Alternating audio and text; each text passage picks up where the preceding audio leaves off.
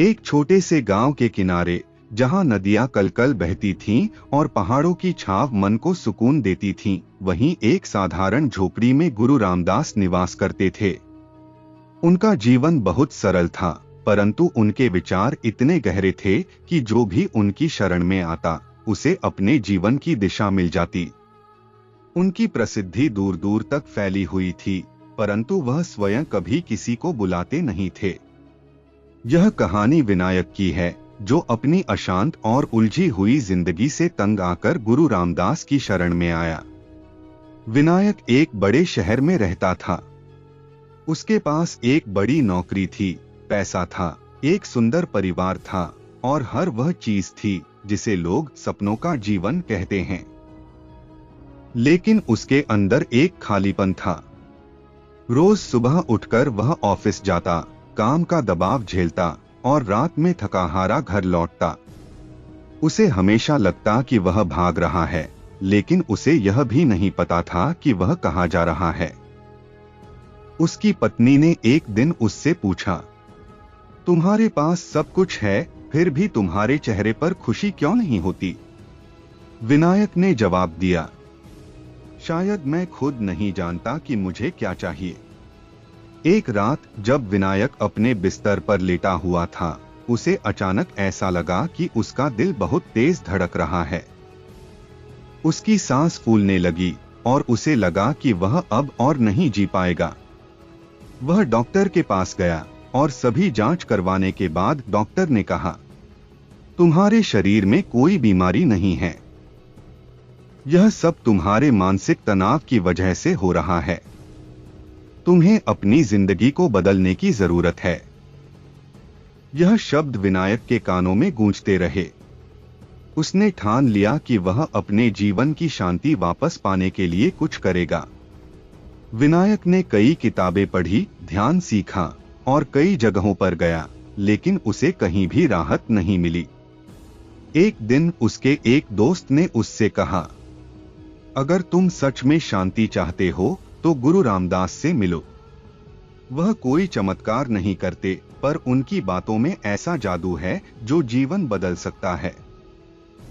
विनायक ने अपनी सारी जिम्मेदारियां छोड़कर गुरुजी से मिलने का निर्णय लिया। जब विनायक गांव पहुंचा तो उसने देखा कि गुरुजी एक साधारण झोपड़ी में रहते थे। उनकी आंखों में गजब की चमक थी और उनकी मुस्कान इतनी सहज थी कि किसी का भी दिल जीत ले। गुरुजी ने विनायक से पूछा, कहो बेटा, क्या तुम अपनी अशांति से तंग आ गए हो? विनायक ने सिर झुका लिया और कहा, गुरुजी, मैं अपने जीवन में सब कुछ पाकर भी कुछ नहीं महसूस करता। मैं भीतर से टूट चुका हूं। गुरुजी ने मुस्कुराते हुए कहा, शांति की तलाश करने वाले को सबसे पहले खुद को समझना पड़ता है। क्या तुम खुद को जानते हो? विनायक ने चुप्पी साध ली। गुरुजी ने विनायक को अपने साथ एक दिन बिताने के लिए कहा। उन्होंने उसे नदी किनारे ले जाकर कहा, इस पत्थर को उठाओ और पानी में फेंको। विनायक ने पत्थर उठाया और नदी में फेंक दिया। गुरुजी ने पूछा, क्या तुमने देखा कि पानी में लहरें उठीं और फिर सब शांत हो गया? विनायक ने सिर हिलाया।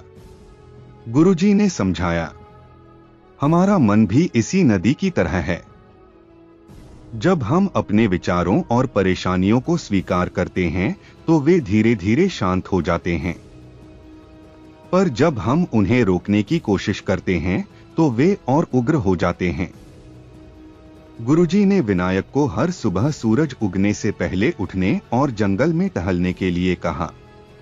उन्होंने उसे कहा, जंगल में जाते समय हर चीज को ध्यान से देखना, पेड़ों की हर पत्ती, पक्षियों की आवाज और ठंडी हवा को महसूस करना। पहले कुछ दिनों तक विनायक को यह काम व्यर्थ लगा, लेकिन धीरे धीरे उसने महसूस किया कि उसका मन अब हल्का हो रहा है। गुरुजी ने समझाया, जब हम वर्तमान में जीते हैं तो हमारा मन भविष्य की चिंता और भूतकाल के पछतावे से मुक्त हो जाता है। यही शांति का असली रास्ता है। एक दिन गुरुजी ने विनायक से पूछा, तुम्हें क्या लगता है कि तुम्हारी अशांति का कारण क्या है? विनायक ने कहा, मेरे काम का दबाव, जिम्मेदारियां और समाज की उम्मीदें। गुरुजी मुस्कुराए और बोले, यह सब बाहरी कारण हैं। तुम्हारी अशांति का असली कारण तुम्हारा अहंकार है। जब तुम्हें लगता है कि सब कुछ तुम्हारे नियंत्रण में होना चाहिए, तभी अशांति शुरू होती है। विनायक ने पूछा, तो मैं इसे कैसे छोड़ सकता हूं? गुरुजी ने कहा, हर काम को विनम्रता और समर्पण के साथ करना सीखो। खुद को ब्रह्मांड का एक छोटा हिस्सा मानो। जब तुम्हारा मैं गायब हो जाएगा, तब शांति अपने आप आ जाएगी। कुछ महीनों के अभ्यास और गुरुजी के मार्गदर्शन से विनायक ने पहली बार अपने मन को पूरी तरह शांत अनुभव किया।